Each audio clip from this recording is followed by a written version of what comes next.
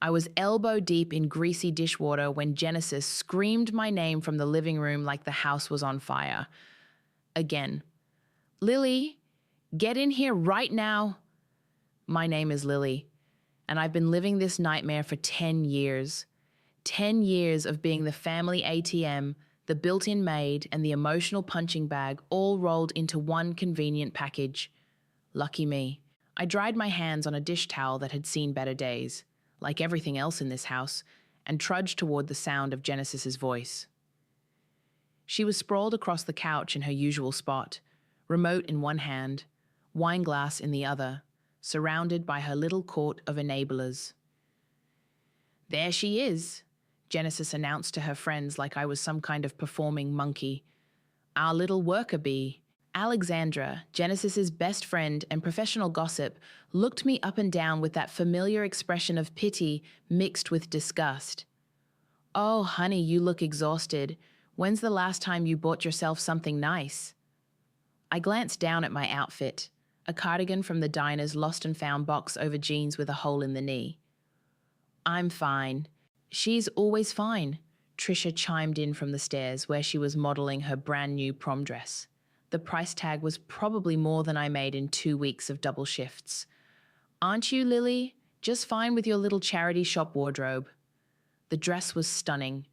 Royal blue silk that probably cost more than my monthly bus pass, rent money, and grocery budget combined. She twirled, making sure everyone got the full effect. It's beautiful, Trisha, I said, because what else could I say? I know, right? Mom got it for me at that boutique downtown, the one where you have to make an appointment just to browse. She shot me a look that could cut glass. Not that you'd know anything about that. Genesis set down her wine glass with a dramatic sigh. Girls, please. We're all family here. She turned to me with those crocodile tears already forming. Lily, sweetheart, I hate to ask, but Bentley needs new sneakers for basketball tryouts. The ones he has are falling apart. Bentley appeared from the kitchen, holding a sandwich that was definitely made with the good lunch meat I'd been saving for my work shifts. Coach says we need the Nike ones, the expensive kind. How expensive? I asked, though I already knew I didn't want to hear the answer. 200. Maybe 250 with tax. My heart sank. I had exactly $300 in my checking account, and rent was due in 2 weeks. Bentley, I just bought you sneakers 3 months ago. Those were generic brand trash, he said, taking another bite of my sandwich. I can't show up to tryouts looking like some charity case. The irony wasn't lost on me. Here I was, wearing actual charity clothes, being called a charity case by the kid whose entire existence I'd been funding since he was 6 years old.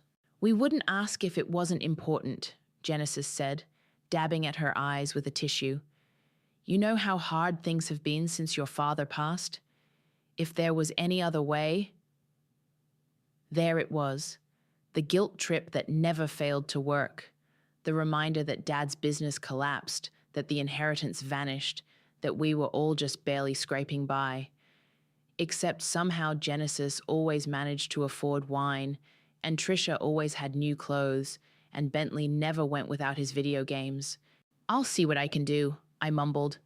You're such a saint, Alexandra said, but her tone suggested she thought I was more of a sucker. I was about to escape back to the kitchen when Genesis called out again. Oh, and Lily, happy birthday, sweetheart. My 25th birthday.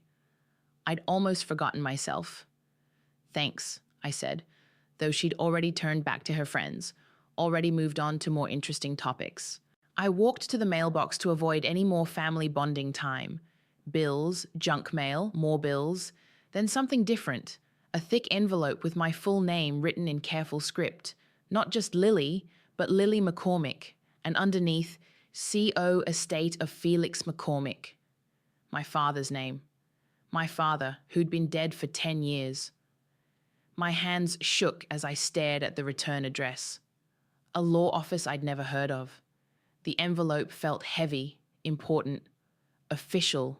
I shoved it under my cardigan before anyone could see and headed back inside, my heart pounding for reasons I couldn't explain. Something was about to change. I could feel it. The letter burned against my ribs all through dinner. Genesis had ordered pizza, the expensive kind with actual toppings, and I watched my family devour $40 worth of food while I calculated how many hours I'd need to work to cover Bentley's sneakers. "Pass the garlic bread," Tricia said, not looking up from her phone. "And can someone grab me a Coke from the fridge?" "Get it yourself," I said. The table went quiet. Genesis raised an eyebrow. "Excuse me?" Tricia's voice had that dangerous edge to it. "You have legs. The fridge is 10 feet away." "Lily," Genesis's voice carried that warning tone. Tricia asked nicely. "No, she didn't. She never asks nicely. She demands and I jump, and everyone pretends that's normal." Bentley snorted. "Someone's cranky. Maybe you should eat something. Oh, wait, you're probably saving money by starving yourself." "Bentley!" Genesis snapped, but she was fighting back a smile. I stood up. "I'm going to my room." "Sit down," Genesis said. "We need to talk about the sneaker situation." "What situation? I said I'd handle it." "Well, when exactly?" "Because tryouts are next week, and Bentley can't wait around for you to figure out your budget." I felt something crack inside my chest. My budget? "Genesis, I'm 25 years old. I work 60 hours a week at a diner that smells like grease and disappointment. I haven't bought myself new clothes in 2 years. I eat ramen for lunch because I can't afford the employee meal, and you want to lecture me about my budget?"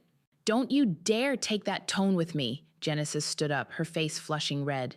"After everything I've done for you, after I took you in when you had nowhere else to go." "Took me in? This was my father's house." "Your father is dead, Lily, and when he died, he left us all in a mess. The business was failing, the debts were piling up, and yes, I could have walked away. I could have taken my children and left you to figure it out alone. But I didn't. I stayed. I kept this family together." The same speech, always the same speech. I'd heard it so many times I could recite it word for word. "You stayed because you had nowhere else to go," I said quietly. Genesis's wine glass hit the table hard enough to slosh red wine onto the white tablecloth. "How dare you?" "It's true though, isn't it? Your ex-husband stopped paying child support. Your parents cut you off. Dad was your meal ticket. And when he died, I became the next best thing." "Get out," Genesis whispered. "Get out of my sight before I say something I'll regret." "Your sight? In my father's house?" "Out!" I grabbed my jacket and headed for the door. Behind me, I could hear Tricia's voice. "God, what's wrong with her lately? She's being such a bitch." The night air was cold against my face. I walked to the park where Dad used to take me when I was little, before Genesis, before everything went wrong. The swings were still there, rusty chains creaking in the wind. I pulled out my phone and called Lindsay. "Hey girl, what's up? Can I ask you something?" "Shoot. Do you think I'm crazy? Like, genuinely losing my mind?" Lindsay was quiet for a moment. "What happened?" I told her about dinner, about the sneakers, about Genesis's speech. When I finished, Lindsay sighed. "Lily, honey, you know I love you, right?" "Yeah." "Your family is using you. They have been for years. And the fact that you're finally starting to see it doesn't make you crazy. It makes you sane." "But what if she's right? What if I am ungrateful? What if—" "Stop. Just stop. When's the last time any of them said thank you? When's the last time they asked how you were doing or if you needed anything or if you were happy?" I couldn't answer because I couldn't remember. "That's what I thought," Lindsay said. "You're not their daughter, Lily. You're their ATM, and ATMs don't get to have feelings." When I got home, the house was dark except for the glow of the TV in Genesis's room. I crept upstairs and found the letter on my pillow, exactly where I'd hidden it under my mattress. Except now, the envelope looked like someone had tried to steam it open. Genesis had been in my room. She'd found the letter and tried to read it. My hands shook as I held it up to the light. The seal was intact, but barely. Another few minutes and she would have had it open. I locked my bedroom door and sat on my bed, staring at the envelope. My father's name stared back at me from the return address. 10 years. 10 years since I'd heard from anyone connected to Dad's old life. 10 years of being told there was nothing left, that the lawyers had taken everything, that we were lucky to keep the house. So why was someone writing to me now? And why had Genesis tried so hard to read it first? The next morning at the diner, I dropped a full tray of plates. The crash echoed through the entire restaurant. Ceramic shards scattered across the floor like confetti, and every customer turned to stare. My hands wouldn't stop shaking. "Lily!" My manager rushed over. "What the hell?" "I'm sorry, I'm so sorry." I dropped to my knees, trying to pick up the pieces with my bare hands. A shard sliced my palm, and blood dripped onto the white ceramic. "Stop, you're bleeding." Lindsay appeared beside me, pulling me to my feet. "Go wash that cut. I'll handle this." In the bathroom, I stared at myself in the cracked mirror. Dark circles under my eyes, hair falling out of its ponytail, uniform stained with grease and now blood. I looked like exactly what I was, a 25-year-old woman who'd forgotten how to live. "You okay in there?" Lindsay knocked on the door. "Fine." "Liar. Come out here." I opened the door. Lindsay took one look at me and shook her head. "When's the last time you slept?" "I sleep. Real sleep. Not passing out from exhaustion." I couldn't remember. The letter had kept me awake all night, staring at it, afraid to open it, afraid not to. "Lily, you're having a breakdown, right here, right now. And you know what? Good. It's about time." "I can't afford a breakdown." "You can't afford not to have one. Look at yourself. You're disappearing." The lunch rush hit, and I tried to focus on work. But every time I looked at a customer, I saw Genesis's face. Every time someone snapped their fingers for service, I heard Trisha's voice. By 3 o'clock, my chest felt like someone was sitting on it. "Table 6 wants extra ranch," Lindsay said, appearing beside me. I grabbed the ranch bottle, but my hands were shaking so hard I dropped it. The plastic bottle bounced, but didn't break. I bent to pick it up and suddenly couldn't breathe. "I can't," I gasped. "I can't. Hey. Lindsay's hands were on my shoulders. "You're okay. You're having a panic attack. Just breathe with me." She guided me to the back office and sat me down in the manager's chair. "In through your nose, out through your mouth. That's it." Slowly, the world came back into focus. "Better?" I nodded, embarrassed. "Good. Now we're going to talk about that letter you've been carrying around like it's going to explode." "How did you—" "You keep touching your pocket every 5 minutes, and you look like you've seen a ghost. What's in it?" I pulled out the envelope. It looked so innocent, just paper and ink. But it felt like holding a live grenade.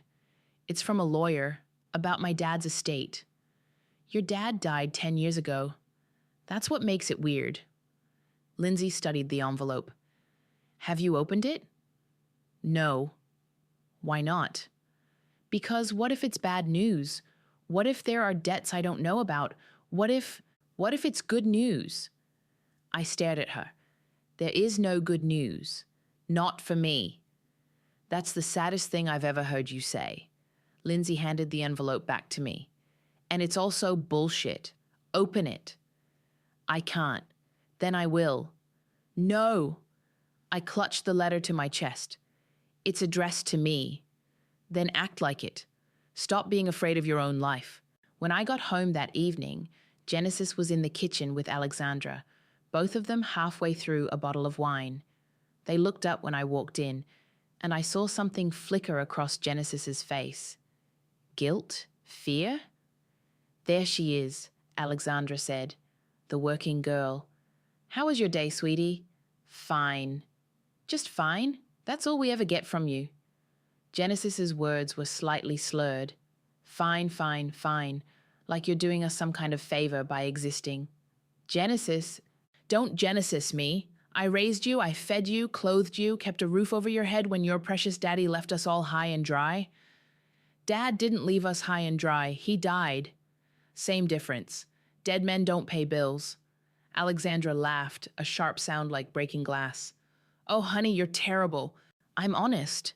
Something this family could use more of. Genesis pointed her wine glass at me. You think you're so much better than us, don't you? Working your little job, acting all martyred. But you're just as stuck as the rest of us. Maybe I don't want to be stuck anymore. The words came out before I could stop them. Genesis's eyes narrowed. What's that supposed to mean? Nothing. I'm going to bed. It's 7 o'clock. I'm tired. I started toward the stairs, but Genesis's voice stopped me. You know what your problem is, Lily. You think the world owes you something, but it doesn't. Life is hard, and then you die. The sooner you accept that, the happier you'll be. In my room, I sat on my bed and stared at the letter. Genesis's words echoed in my head, mixing with Lindsay's, creating a noise I couldn't shut out. My phone buzzed. A text from Lindsay. Did you open it yet? I typed back. No. Open it. Whatever it says, it can't be worse than not knowing. She was right. I'd spent 10 years not knowing, 10 years accepting Genesis's version of events, 10 years believing I had no choices. I tore open the envelope. The letterhead read, Ramirez and Associates, Attorneys at Law. Below that, in neat black type, Dear Ms. McCormick, we need to discuss your father's estate. Please contact our office immediately regarding urgent and confidential matters that require your immediate attention. My hands started shaking again, but this time it felt different. This time it felt like hope. The law office was nothing like I expected. Instead of some dingy strip mall setup, it occupied the top floor of a glass building downtown. The receptionist offered me coffee in actual china cups, not paper. Mr. Ramirez will see you now, she said, leading me down a hallway lined with expensive-looking art. Wilfred Ramirez was younger than I'd imagined, maybe mid-40s, with kind eyes behind wire-rimmed glasses. His office overlooked the city, and I could see the diner where I worked from his window, a tiny speck in the distance. Ms. McCormick, thank you for coming so quickly. He gestured to a leather chair across from his desk. I apologize for the mysterious letter, but your father's instructions were very specific about timing. My father's instructions? Yes. He established a trust before his death, with very particular conditions about when you could be contacted. Wilfred opened a thick file folder. Tell me, what do you know about your father's financial situation when he passed? Everything was gone. The business failed. There were debts. Genesis said the lawyers took whatever was left to pay creditors. Wilfred's eyebrows shot up. Genesis said that. My stepmother. She handled everything after Dad died. I was only 15. I see. He pulled out a document and slid it across the desk. This is your father's will. The original, not a copy. Take a look at Section 4. I read the words twice before they sank in. I don't understand. This says Genesis gets nothing. Just a small monthly allowance for 2 years. And only if she remains unmarried and doesn't contest the will. That's correct. But she told me Dad left everything to her, that she was taking care of me out of the goodness of her heart. Your stepmother lied to you, Ms. McCormick, extensively. The room started spinning. What about the business? The debts? Your father sold the business 6 months before his death. He was already sick, though he kept that private. The sale netted $12 million, which he placed in an irrevocable trust for you. 12 million? My voice came out as a squeak. The trust was designed to mature on your 25th birthday. With compound interest over the past 10 years, the current value is approximately $36 million. I gripped the arms of the chair. That's impossible. I have the bank statements if you'd like to see them. But Genesis said Genesis has been receiving a monthly allowance of $3,000 for the past 10 years, as stipulated in the will. She was also allowed to remain in the house, rent-free, under the condition that she care for you until you reached majority. 3,000 a month? I did the math quickly. That's more than I make working 60 hours a week. Yes, and she was supposed to use that money to support the household, including your needs. She made me get a job at 16, said we couldn't afford food otherwise. Wilfred's jaw tightened. Your father specifically included provisions for your education, living expenses, and general welfare. Genesis was meant to be your guardian, not your employer. I stared at the will, the words blurring together. Why didn't you contact me sooner? Your father was very specific. He wanted you to experience life, to understand the value of work and independence. But he also suspected Genesis might not honor the spirit of his wishes. The trust was designed as a test. A test? If you could survive until 25 despite Genesis's limitations, then you would have proven your character. The inheritance would be yours, free and clear. And if I hadn't survived, the money would have gone to charity. Genesis would have been left with nothing. I laughed, a sound somewhere between hysteria and relief. He knew. He knew what she was. Your father was a very astute judge of character. He married Genesis during a difficult period in his life, but he wasn't blind to her nature. Wilfred pulled out another envelope, this one sealed with wax. He left this for you, to be opened only after you learned the truth. My hands shook as I broke the seal. Dad's handwriting filled the page, and for a moment I could almost hear his voice. My dearest Lily, I read aloud. If you're reading this, then you've survived Genesis's manipulation and discovered the truth. I'm sorry I couldn't protect you from her directly, but I needed you to be strong enough to protect yourself. The woman I married is not the woman who will raise you. She will try to break you, to make you believe you're worthless, because that's how she controls people. Don't let her. You are my daughter, and you are worth more than she could ever understand. The money is yours, but more importantly, your life is yours. Take it back. Love, Dad. I wiped my eyes with the back of my hand. How long have you known about what she was doing to me? I hired a private investigator to check on you periodically. I knew about the job, the sacrifices you were making. I wanted to intervene, but your father's instructions were clear. You had to make it to 25 on your own. She tried to open your letter. The night I got it, she went through my room. That doesn't surprise me. Genesis has been calling this office for years, trying to get information about the trust. We've never told her anything. I stood up, legs unsteady. What happens now? Now you decide what to do with your inheritance and your life. Wilfred handed me a business card. The house is yours, by the way. It was never in Genesis's name. She's been living there at your sufferance. My sufferance? You own the house, Lily. You always have. Genesis is essentially your tenant, and her lease just expired. I walked out of that office feeling like I was floating. $36 million. The house. The power to change everything. But first, I had a family dinner to attend, and Genesis had no idea what was coming. I didn't go home right away. Instead, I sat in my car outside the law office for an hour, staring at the bank statements Wilfred had given me. Numbers with more zeros than I'd ever seen in my life. My phone rang. Genesis. Where are you? You were supposed to be home an hour ago. Bentley needs a ride to practice. I'm running errands. What errands? You don't have money for errands. The irony almost made me laugh. I'll be home soon. Well, hurry up and stop at the store. We need groceries. She hung up without saying goodbye, just like always. I called Wilfred back. I need to ask you something. Legally, what are my options with the house? It's your property. You can do whatever you want with it. Sell it, renovate it, or ask the current occupants to leave. How much notice do I have to give? 30 days is standard, but given the circumstances, I'd recommend following proper eviction procedures. We want everything to be completely legal. Can you handle that for me? Of course.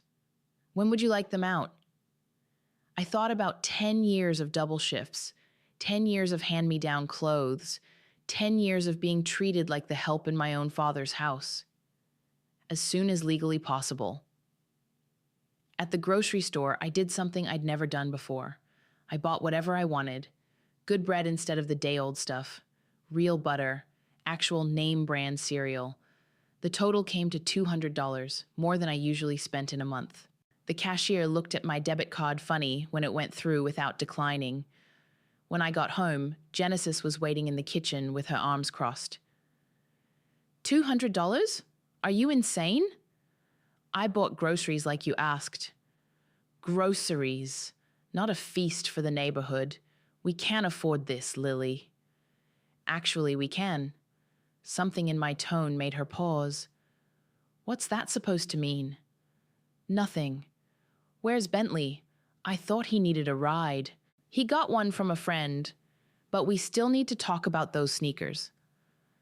I started putting groceries away. Real ice cream in the freezer. Actual fruit that wasn't bruised and on sale. I'll get him the sneakers. When? Soon. That's what you always say. Soon maybe we'll see. I'm tired of your excuses. I turned around. My excuses? Yes, your excuses. You act like you're doing us some huge favor by contributing to this household, but you live here too. You eat the food, you use the electricity, you sleep under this roof. My father's roof. Your father is dead, Lily. This is my house now. Actually, it's not. The words hung in the air between us. Genesis's face went pale. What did you say? I said it's not your house. Of course it's my house. I'm his widow. I inherited everything.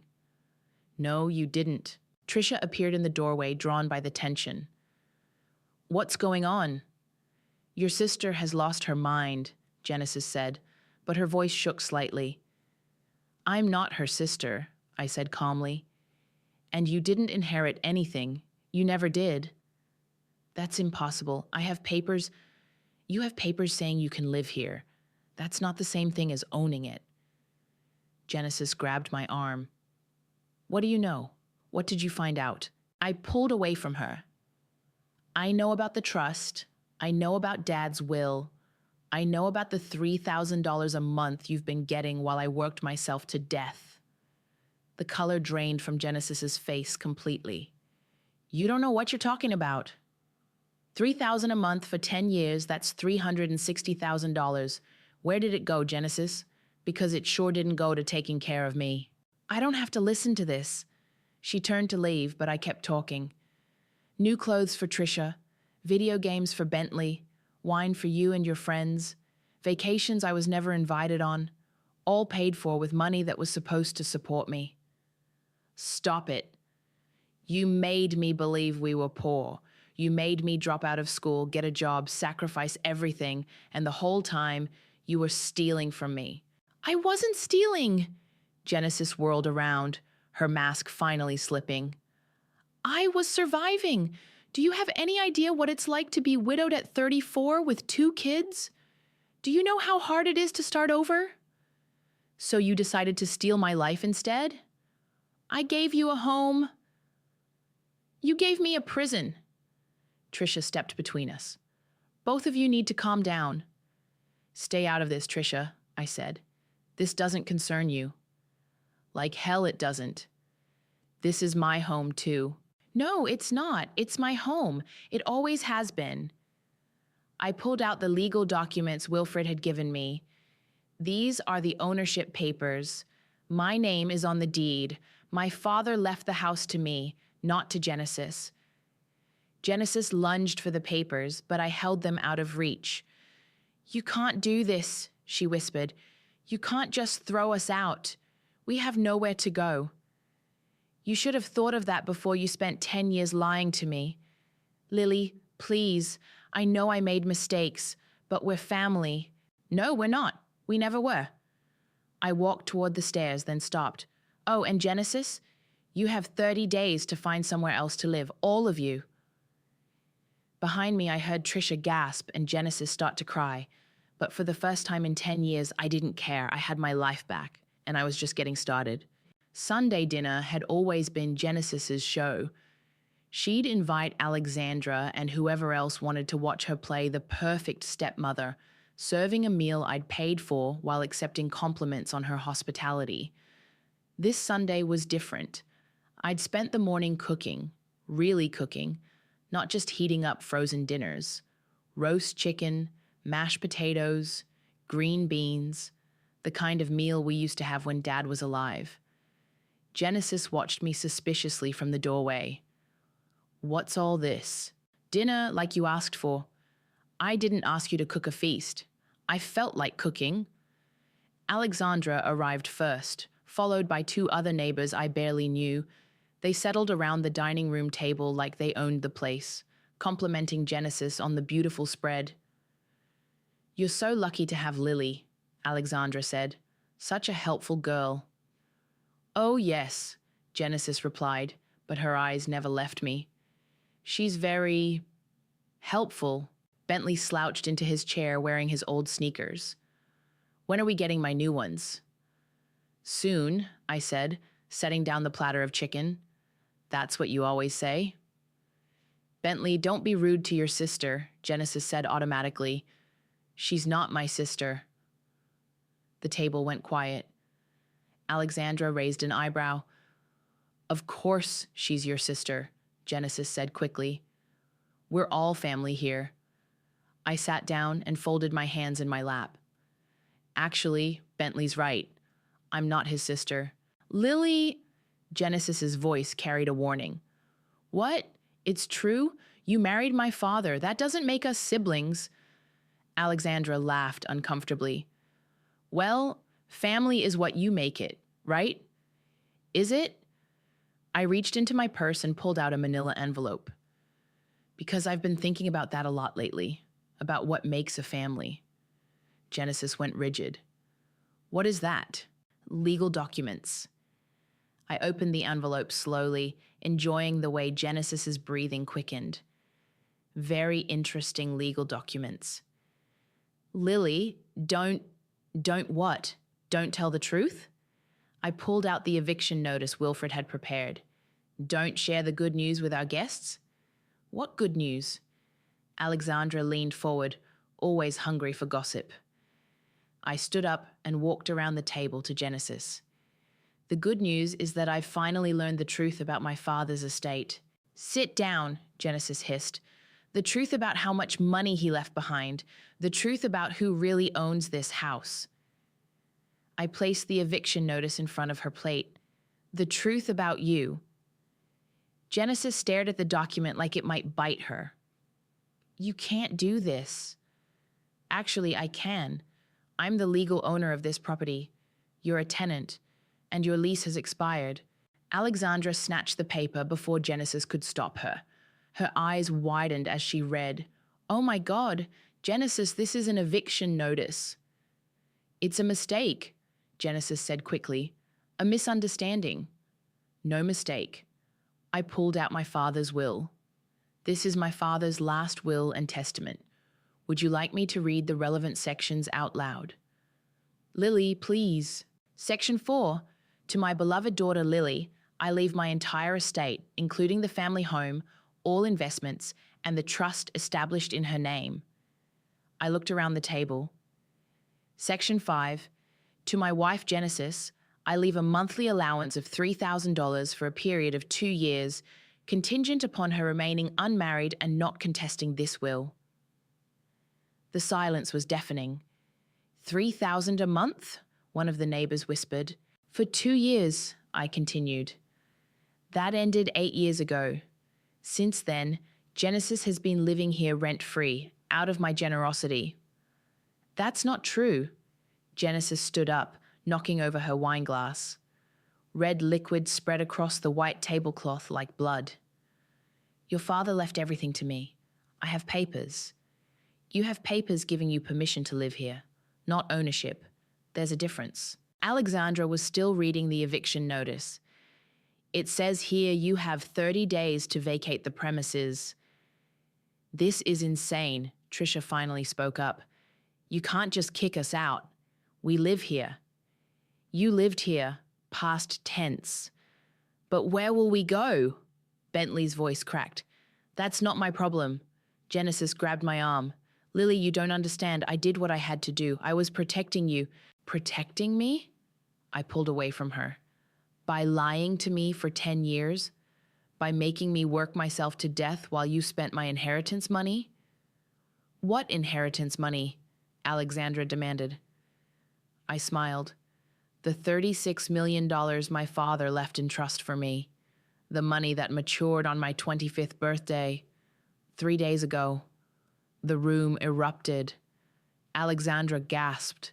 The neighbors started talking at once. Trisha's face went white. 36 million? Bentley stared at me. You're rich? I was always rich. Genesis just made sure I didn't know it. Genesis was crying now, mascara running down her cheeks. I never meant for it to go this far. I was going to tell you. When? When I was 40? 50? When I'd given you my entire life? You don't understand what it was like. Your father died and left me with nothing. He left you $3,000 a month. That's more than most people make working full time. It wasn't enough. It was enough. You just wanted more. I walked back to my seat and sat down calmly.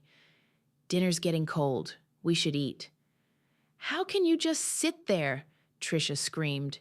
You're destroying our lives. I'm reclaiming mine. Genesis collapsed back into her chair, still crying. Please, Lily. I know I made mistakes, but we can work this out. We're family. No, I said quietly. We're not. We never were. You made sure of that. I picked up my fork and took a bite of chicken. It was perfectly seasoned, cooked just the way Dad used to like it. Anyone else hungry? I asked. Nobody answered. The next 3 weeks were chaos. Genesis tried everything. First came the tears and apologies, delivered at my bedroom door every morning before I left for work. Lily, sweetheart, I know you're angry, but we can fix this. We're family. I'd walk past her without a word. Then came the threats. She hired a lawyer with money she claimed not to have, trying to contest the will. Wilfred shut that down in 48 hours. Your stepmother's attorney withdrew from the case, he told me over the phone. Apparently she couldn't pay his retainer. Good. She's also been calling here daily, demanding to speak with you. Don't put her through. I wouldn't dream of it. The worst part was watching the neighbors.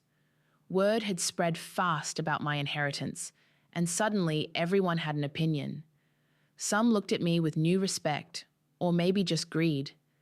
Others whispered about how cruel I was being to poor Genesis and her children. I didn't care anymore. On day 25, Genesis cornered me in the kitchen. Her hair was unwashed, her clothes wrinkled. She looked like she'd been sleeping in them. The movers are coming tomorrow, she said. Good. We found a place, a 2-bedroom apartment across town. Congratulations. It's small. Bentley and Trisha will have to share a room. I poured myself coffee and didn't respond. They hate you, you know, both of them. They think you're a monster. They can think whatever they want. Trisha had to drop out of college. She can't afford the tuition anymore. I turned around. She was never in college, Genesis. She's been taking community college classes part-time while working at the mall. Stop lying. Genesis's face crumpled. I'm trying to make you understand what you're doing to us. I understand perfectly. I'm giving you exactly what you gave me. Nothing. That's not true. I gave you a home. You gave me a job. You turned me into your personal ATM and convinced me to be grateful for it. I was trying to teach you responsibility with my own money. The kitchen door swung open. Bentley walked in, took one look at us, and shook his head. Are you two still fighting? We're not fighting, I said. We're done. Good, because I have something to say. He sat down at the table, looking older than his 16 years. Mom, I know about the money. Genesis went pale. What money? The $3,000 a month. I've known for years. I saw the bank statements when I was looking for my birth certificate. Bentley. I also know you've been lying about Dad's business failing. I looked it up online. He sold it for millions. Genesis sank into a chair. You don't understand. I understand that you've been stealing from Lily this whole time, and you made me part of it. He looked at me. I'm sorry. I should have said something years ago. You were a kid, I said. It wasn't your responsibility. Maybe not, but I knew it was wrong, and I didn't care because it benefited me. He stood up. I got a job at the grocery store. I'll pay for my own sneakers from now on. After he left, Genesis and I sat in silence. Finally, she spoke. He's right, about everything. I know. I told myself I was protecting my children, that your father owed us something for disrupting our lives. Dad didn't disrupt your lives. He saved them. I know that too. She wiped her eyes. I was so angry when he died, angry at him for leaving, angry at you for looking just like him, angry at the world for being unfair, and I took it out on you. For 10 years, she nodded. I don't expect you to forgive me. Good, because I won't. But maybe someday you'll understand that I'm not a monster. I'm just a weak person who made terrible choices. Those terrible choices destroyed my life. No, she said quietly. They delayed it. You're 25, Lily. You have your whole future ahead of you. I'm 44 with no job skills, no savings, and 2 kids who are just now realizing their mother is a liar. She stood up and walked toward the door, then stopped. For what it's worth, your father would be proud of you. You're stronger than I ever was. Moving day arrived gray and cold. I watched from my bedroom window as Genesis supervised the loading of their belongings. It didn't take long. Most of the furniture belonged to the house. Trisha appeared in my doorway without knocking. I hope you're happy, she said. I'm not happy, but I'm free. You've ruined everything. I've corrected everything. We'll see about that. Her voice was pure venom. You think this is over, but it's not. People will remember what you did to us. They'll remember how you threw your own family out on the streets. You were never my family. Maybe not, but everyone else thought we were. And now they know what kind of person you really are. She slammed the door behind her. An hour later, they were gone.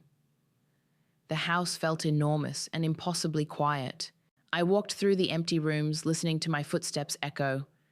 In the living room, Genesis had left a single photo on the mantel, a picture of me and Dad from my 10th birthday. We were both laughing at something off camera. I picked it up and studied his face. He looked happy, proud. I did it, Dad, I whispered. I survived her. Outside, a car door slammed. I looked out the window and saw Genesis standing by a rusted sedan, staring up at the house, at me. For a moment, we looked at each other through the glass. Then she got in the car and drove away. I never saw her again. The silence in the house was deafening at first. I'd gotten so used to Genesis's constant demands, Trisha's complaints, and Bentley's video games that the quiet felt wrong, like something was missing. But slowly, I started to fill it with my own sounds. Music I actually liked, the TV on channels I wanted to watch, my own laughter when I called Lindsay to tell her everything. $36 million? She screamed so loud I had to hold the phone away from my ear. Are you kidding me right now? I'm not kidding. And you just evicted them? All of them? All of them. Holy shit, Lily, you're my hero. I quit the diner the next day. My manager wasn't surprised. You've looked different this past week, he said. Lighter somehow, like you finally remembered you're allowed to smile. Something like that. Well, you're the best waitress we've had in years. If you ever need a job again, I won't, but thank you. The house renovation started immediately. I hired contractors to strip away 10 years of Genesis's decorating choices. The gaudy wallpaper, the cheap furniture, the fake plants that collected dust. Underneath, I found my father's house again. His study had been turned into Genesis's meditation room, filled with crystals and self-help books she'd never read. I cleared it out and found his desk exactly where he'd left it, buried under her junk. In the bottom drawer was a photo album I'd never seen before. Pictures of me as a baby, as a toddler, school photos Genesis had claimed were lost. Dad had hidden them from her, keeping pieces of my childhood safe. The doorbell rang while I was looking through the album. I opened it to find Bentley standing on my porch, looking nervous. "Can I come in?" I stepped aside. He looked around at the construction mess, the paint samples taped to the walls. "It looks different already. It's going to look a lot different when I'm done." "Good. It never felt like home anyway." He sat down on the couch I'd just bought, the first piece of furniture I'd ever chosen for myself. I wanted to apologize. Again. "You already apologized." "Not really, not for everything." He took a deep breath. "I knew what Mom was doing was wrong. I knew you were killing yourself to support us while she spent money we weren't supposed to have. And I let it happen because it was easier than standing up to her. You were a kid, Bentley." "I'm still a kid, but I'm old enough to know right from wrong." He pulled an envelope from his pocket. "I've been working at the grocery store for 3 weeks. This is everything I've made so far." Inside the envelope was $240 in cash. "What's this for?" "The sneakers and everything else. I know it's not much, but it's a start." I tried to hand the money back, but he wouldn't take it. "Keep it, please. I need to do this." "Okay. How's your mom doing?" I asked. "She cries a lot. Trisha blames you for everything, but Mom knows it's her own fault." He paused. "She got a job at a call center. Night shift. It's not much, but it's something." "And Trisha?" "Still angry, still planning some kind of revenge, I think. You should be careful." "I'm not worried about Trisha." "Maybe you should be. She's different now. Angrier." After he left, I called Wilfred. "I want to set up a scholarship," I told him. "What kind of scholarship?" "For kids who've aged out of foster care, or kids from broken homes who need help with college." "That's very generous. How much are you thinking?" $1 million to start. We can add more if needed. I'll draw up the paperwork." "And Wilfred? I want it to be anonymous. No one needs to know it came from me." The scholarship was just the beginning. I started a foundation for financial literacy education, targeting young people who'd been taken advantage of by family members. I bought the building where the diner was located and turned the upper floors into affordable housing for single mothers. None of it brought Genesis back, and I didn't want it to. But it felt good to use Dad's money the way he would have wanted, to help people who couldn't help themselves. Alexandra tried to start rumors about me around town, painting me as the ungrateful stepdaughter who'd thrown her poor family into the streets. But the rumors never stuck. Too many people had seen Genesis's true nature over the years, had watched her drink wine while I worked double shifts. Lindsay moved in with me temporarily while she saved money for her own place. Having her there made the house feel less empty, more like a home. "Do you ever regret it?" she asked one evening as we sat on the porch Dad had built when I was 12. "Regret what?" "Kicking them out. Being so final about it." I thought about it for a long moment. "No. I regret that it took me so long. Even with Bentley, he seems like a good kid. Bentley is a good kid.